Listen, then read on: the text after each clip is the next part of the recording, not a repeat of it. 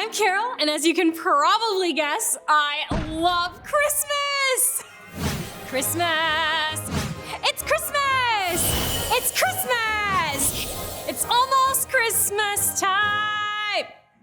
I love decorations. I love snow! I love giving presents. I love candy and cookies and cake and cocoa. I feel like I'm talking really fast, probably because I'm excited for Christmas, but also maybe because of all the sugar. Woo. Woo. I also love my Christmas tree. So festive. But I have another tree. This is Jesus' family tree.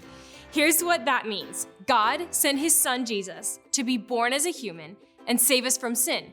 Jesus' birth is why we celebrate Christmas. This family tree shows Jesus' family members who lived before he was born. All this happened because long ago, after the first humans disobeyed God and hurt their relationship with him, God promised a man named Abraham that the whole world would be blessed through his family. This ornament represents Abraham and his wife Sarah. There were tons of great people in the family through the years, like a woman named Ruth. She was very faithful to God. Her grandson was a man named Jesse, and his son, David, would become the greatest king of Israel. Years later, things looked bad for the family, but a prophet named Isaiah shared a message from God about a promised child who would change everything. What the people didn't know yet was that this promised child would be called Jesus, because he would save us from our sin. Isaiah's message from God was that the promised one would be a descendant of King David, who was related to Abraham. All that happened in the Old Testament of the Bible. But guess how the New Testament starts? With a genealogy of Jesus. A genealogy is a lot like a family tree.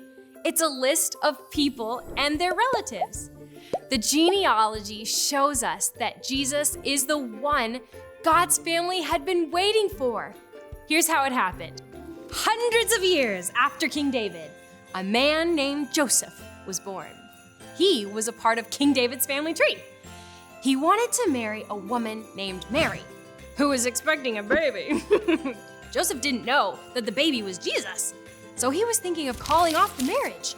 But an angel of the Lord came to him in a dream and told him not to be afraid to marry Mary. The angel said, "The baby inside her is from the Holy Spirit." And then the angel told him that the baby was a boy and that Joseph should name him Jesus, because he would save his people from their sins. Jesus means God saves. What an awesome gift from God. Wait, did I mention I love giving gifts? Oh, and getting gifts and making gifts back to Joseph. Joseph followed the angel's instructions and married Mary. And when the baby was born, he named him Jesus, just like he was told. Wow, God's plan was so big. He used a special family to make it happen. The family started with Abraham and his wife Sarah more than 1,500 years before Jesus was even born. From their son Isaac, an entire nation of people would be born, including Jesse and his son David, who would become Israel's greatest king, and his descendant Jesus would become the world's greatest king.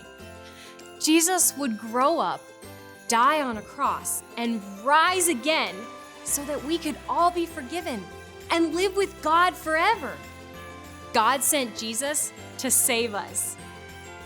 You see, in this tree, Jesus is more like the trunk than a branch. Even though all these family members came before him, he's what holds them all together. I still have one really cool ornament to add, so please come back. Merry Christmas, everyone. Bye!